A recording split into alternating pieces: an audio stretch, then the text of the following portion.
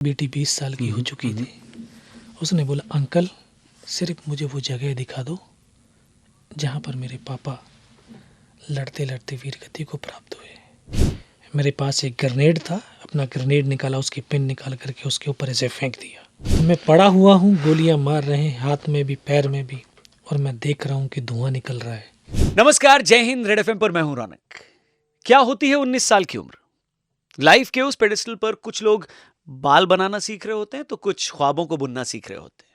कुछ college days को यादगार बना रहे होते हैं, तो कुछ एक केयर फ्री लाइफ से कलरफुल मोमेंट्स चुरा रहे होते हैं।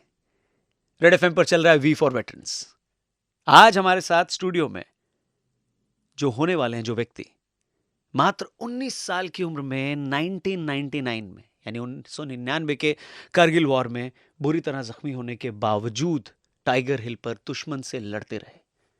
इनके शौर्य और वीरता के लिए इन्हें देश का सर्वोच्च वीरता सम्मान यानी परमवीर चक्र से सम्मानित किया गया, जो आज तक सिर्फ 21 वीर सेनानियों को प्राप्त हुआ है। सो वेलकम करते हैं, स्वागत करते हैं हमारे शो में परमवीर चक्र विजेता Subedar major and honorary captain Yogendra Singh Yadav ji का। रेड एफएम के स्टूडियो में स्वागत है आपका सर। नमस्ते, जय हिंद। नमस्ते, जय हिंद। जय हिंद। कैसे हैं आप? मैं बहुत अच्छा हूँ। सबसे पहले तो हमारी पूरी टीम इतने दिनों से आपका इंतज़ार कर रही थी, और हमारे लिए सौभाग्य की बात है, सम्मान की बात है कि आप यहाँ पर आए अपना समय निकाल कर, और आज हम बातचीत कर रहे हैं। पहला सवाल मैं यही पूछना चाहूँगा, क्योंकि आपके पिता और आपके बड़े भाई भी फौज में थे, तो छोटी उम्र में आपने भी डिसाइड कर ही लिया था। क्या था वो, क्या एक छोटे से बच्चे को क्या दिखता है उसके पिता में या उसके बड़े भाई में, जो उसको ये लगता है कि यही मेरी ज़िंदगी और इसी तरफ अपने करियर को ले जाना है? हाँ, बिल्कुल, क्योंकि पिता जो है ना एक्स सर्विस मैन थे। उन्होंने 65 और 71 का युद्ध लड़ा था जी। तो फादर का बच्चों के लिए तो कभी कभी कहानियाँ बताते हैं, लेकिन अपने साथियों को तो बताया करते। जी। तो गांव का जो परिवेश है, वहाँ का जो कल्चर है कि शाम के वक्त अपने दोस्तों के साथ में बैठ कर के गपशप मारना, जी। तो वो अपने साथियों को बड़े चाव के साथ बता देते कि 65 के अंदर हमने ये किया है, 71 में हम लाहौर तक पहुँचे थे, और युद्धों के दौरान न खाना मिलता है, न सोना मिलता है, चारों तरफ लाशें होती हैं, लेकिन फिर भी एक सैनिक अपने कर्तव्य और दायित्व को निर्वाह करने के लिए फिर भी लक्ष्य की तरफ बढ़ता है। तो ये बचपन से सुनता आ रहा था। उन कहानियों को सुनते सुनते सुनते दिल और दिमाग के अंदर वो एक छाप बनी, एक ऐसे भाव अंकित हुए, मन में बस एक ही पिन पॉइंट हो गया है, फौज में जाना है। और वही भाव पैदा हुए तभी 16 साल 5 महीने की उम्र में, क्योंकि 1 साल पहले मेरा भाई लग गया था फौज में, तो उसको देखा, उससे भी इंकरेज हुआ जी।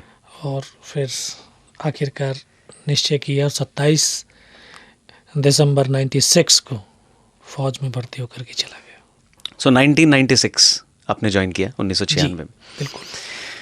मई 1999 आपकी शादी भी हुई थी तब? हाँ, बिल्कुल।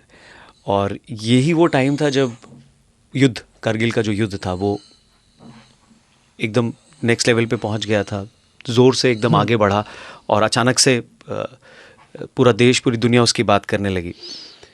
आप उस वक्त क्या मंजर था, क्या चल रहा था, और क्या विचार आपके मन में था? क्योंकि ये और जो आपने अभी कहानी बताई कि एक 8 साल का बच्चा जिसके मन में सपना है फ़ौज में जाने का, 96 में आपने ज्वाइन किया, 99 मई महीने में आपकी शादी हुई, और कुछ ही दिनों में जंग की शुरुआत हो गई। तो क्या था मन में, क्योंकि उस ऑपरेशन में आपको जाना था, आपके कुछ साथी वीर गति को प्राप्त हो गए, क्या बहुत कुछ जल्दी जल्दी हुआ, क्या चल रहा था मन में? हाँ, बिल्कुल। 5 मई की मेरी शादी थी जी। 5 मई 99 को शादी हुआ, और 20 मई को मैं वापस लौटा।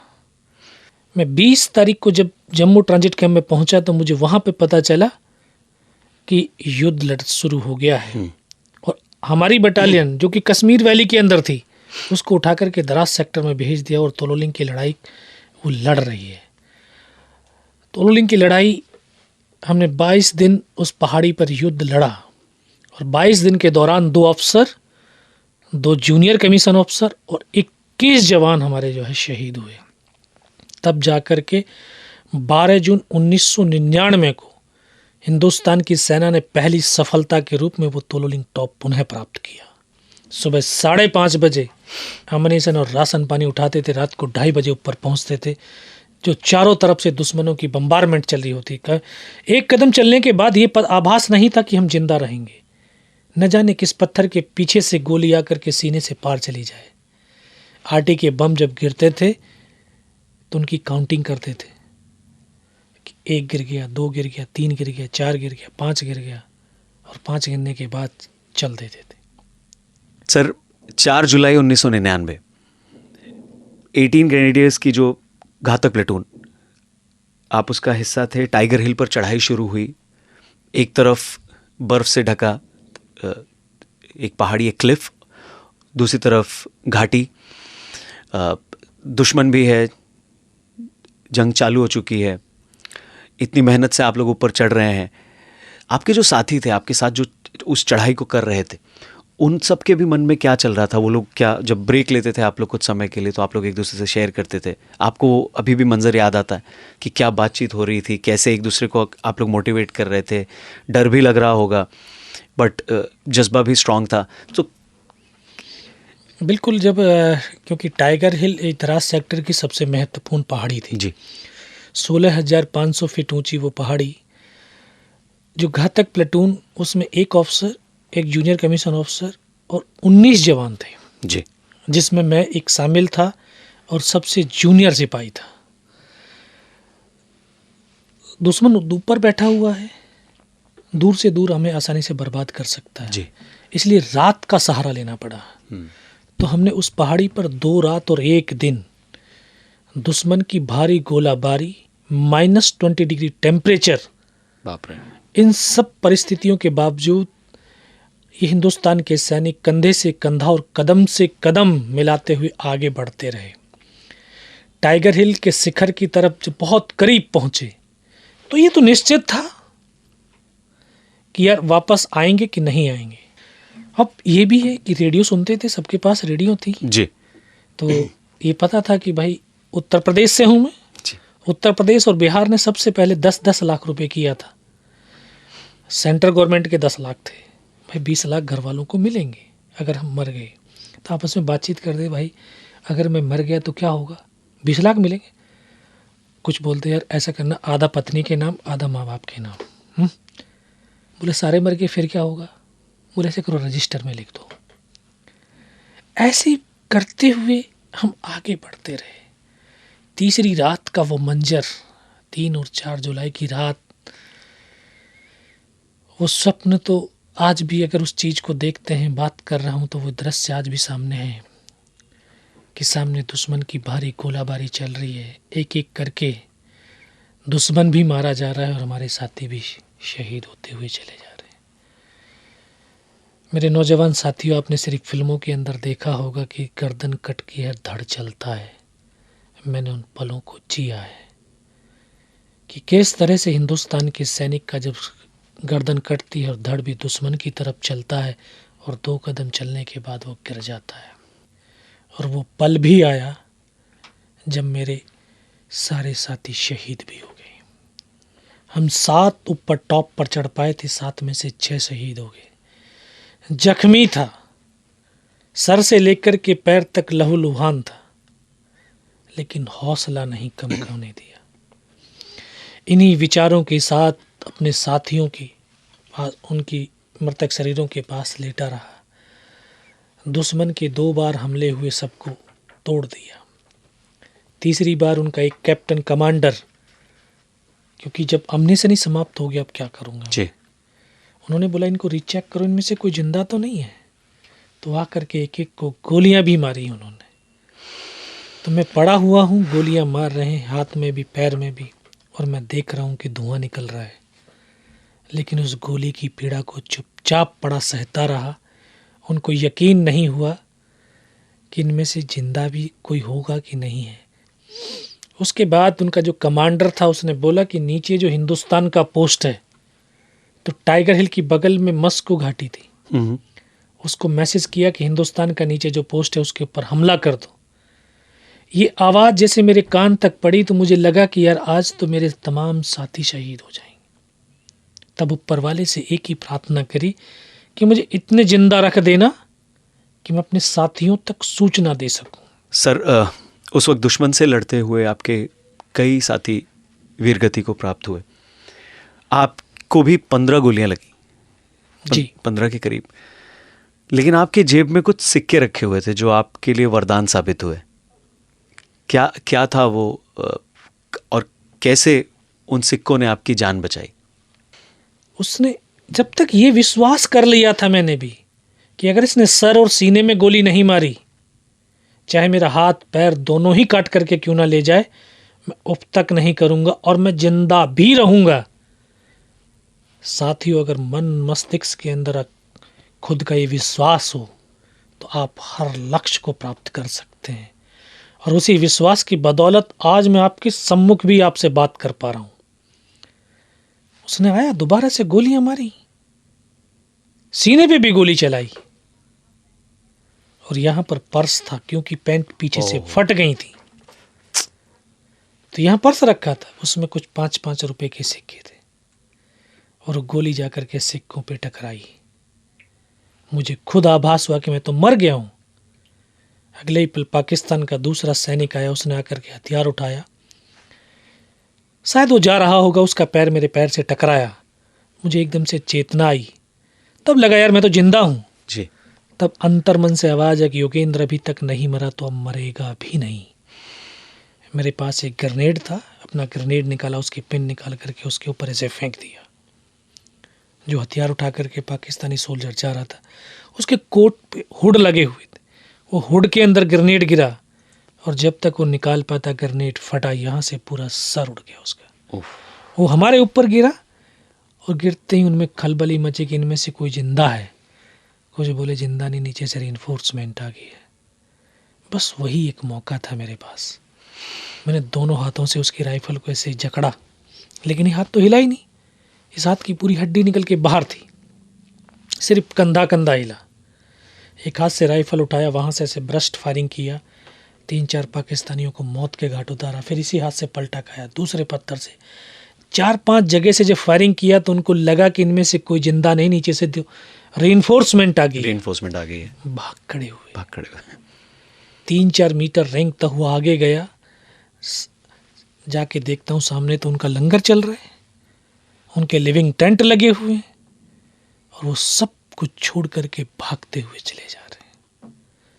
रीइंफोर्समेंट कितने समय में आई? फिर रीइंफोर्समेंट नहीं आई, फिर मैं खुद ही लुढ़क करके नीचे गया 500 मीटर नीचे जा करके फिर उनको सूचना दिया कि इस तरह से अभी हमारे ऊपर हुआ, सारे शहीद हो गए, अभी इस पोस्ट के ऊपर हमला होने वाला।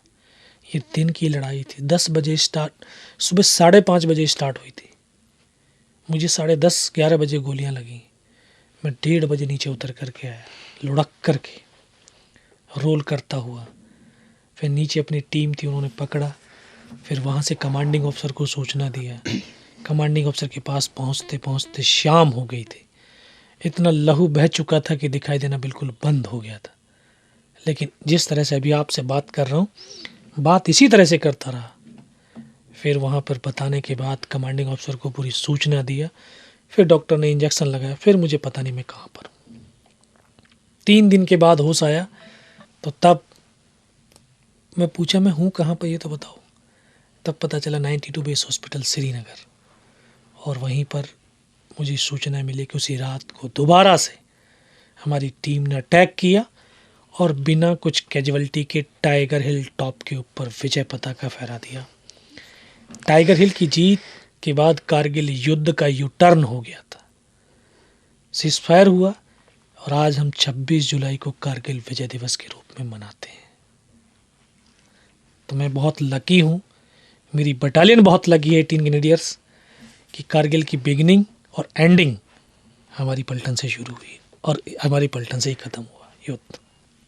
सर, सिर्फ 21 वीर सेनानियों को अब तक परमवीर चक्र से सम्मानित किया गया है, और आप उनमें से एक। 26 जनवरी 2000 सन 2000 का वो दिन जब साइटेशन पढ़ा जा रहा था राजपथ पर, उस वक्त एक इतनी कम उम्र के सेनानी में, नौजवान के मन में क्या चल रहा था? क्योंकि मैं फिर से यही कहूँगा कि, और आपसे बात करते हुए मेरे रोंगटे भी खड़े हो गए, कि एक 8 साल का बच्चा वो सपना जीता है, और फिर एक 18 ग्रेनेडियर्स की घातक प्लेटून का सबसे यंग, सबसे कम उम्र का एक साथी जवान होता है। लड़ते लड़ते उसने कैसे दुश्मन सैनिकों को भगाया और अपने साथियों को शहीद होने से बचाया, और अब वो राजपथ पर खड़ा है, उसके लिए पूरा देश गौरवान्वित महसूस कर रहा है। उसके मन में क्या चल रहा था? बिल्कुल, मैं जिस कहानी को पढ़ कर के बड़ा हो रहा था, परमवीर चक्र की कहानी अब्दुल हमीद की पढ़ी थी 6th क्लास में जी। बड़े मन में ये होता था कि यार ये होते कैसे हैं। फिर मेजर होशियार सिंह की कहानी पढ़ी थी जी।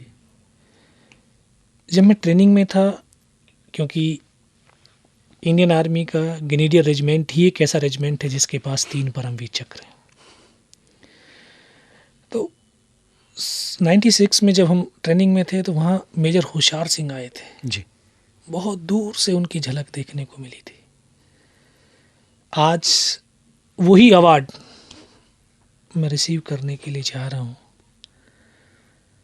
एक जो फीलिंग थी उसको शब्दों में तो खैर बयां नहीं किया जा सकता है। ये था कि यहाँ जो मेरे साथियों ने अपने लहू की हर बूंद को, अपनी हर सांस को इस राष्ट्र के लिए कुर्बान किया है, शायद उनकी वो सांसें, उनके वो लहू की वो ज्योति के रूप में वो मेडल मुझे मिल रहा है। गम था अपने साथियों का जी। साथ ना रहने का, लेकिन खुशी थी कि हाँ, जो हमें काम मिला, जो हमें टास्क दिया गया, उसको बखूबी निभाया और आज इस मुकाम पे मुझे पहुंचाया। मैं उनका हृदय से आभार भी व्यक्त करता हूं, उनको सत सत नमन भी करता हूं। तो उनके परिवार वालों से आपकी कभी बातचीत? हाँ, कई बार मुलाकात भी की है, घर पे भी गया हूँ, वैसे भी बातचीत होती रहती है। उनके बच्चे आपसे सुनना चाहते होंगे कि उनके पिता बिल्कुल उस वक्त क्या कह रहे थे, क्या सोच रहे थे, क्या उन्होंने उनसे आप घर वालों के लिए कुछ कहा? हाँ, अभी 23 साल हो गए हैं। अभी एक ऐसी भी बेटी भी है कि जो गर्भ में 3 महीने की थी जब उनका फादर एक्सपायर हुए। 2020 के अंदर जब वो कारगिल गई, बेटी 20 साल की हो चुकी थी, उसने बोला, अंकल सिर्फ मुझे वो जगह दिखा दो जहाँ पर मेरे पापा लड़ते लड़ते वीर गति को प्राप्त हुए। तो दूर से दिखाया उनको कि हाँ, ये वाला रिज इस जगह पर था। बोला, बस मैं उस पावन धाम को देखने के लिए आई हूँ। तो ऐसे बहुत सारे बच्चों के जवाब होते हैं, सवाल होते हैं। और ऐसे ही वेटरन्स के लिए और उनके परिवार वालों के लिए रेड एफएम का ये कैंपेन वी फॉर वेटरन्स, जहाँ पर हम लोगों से यही अपील करें सर कि वो arm forces flag day fund में कंट्रीब्यूट करें, जिससे उनके परिवार वालों तक ये फंड उनके लिए काम में आए। इस कैंपेन के बारे में आप क्या कहना चाहेंगे, लोगों से क्या अपील करेंगे? नहीं, बिल्कुल जो है ये वेटरन्स, इन्होंने जब जब देश के ऊपर आन आई है, देश की आन बान और शान के लिए अपना सब कुछ इन्होंने न्यौछावर किया है। किसी ने अपने अंग को गंवाया है तो किसी ने अपनी जिंदगी को गंवाया है। वो अपना फर्ज को अदा कर चुके हैं। अब देशवासियों का फर्ज है कि उनकी बेहतर लाइफ के लिए जी, जो armoured forces flag day fund है, इसमें अपना कुछ अंशदान करें ताकि उनका जीवन और बेहतर हो सके, उनके बच्चों का भविष्य और बेहतर हो सके। प्लीज़ आप भी वी फॉर वेटरन्स इस कैंपेन का हिस्सा बने और AFFDF.gov.in पर जाकर कंट्रीब्यूट करें। हमारे वेटरन्स और उनके परिवार वालों की बेहतर ज़िंदगी के लिए इस फंड को इस्तेमाल किया जाएगा। Arm forces flag day fund में कंट्रीब्यूट ज़रूर करें। 93.5 रेड एफएम बजाते रहो। जय हिंद।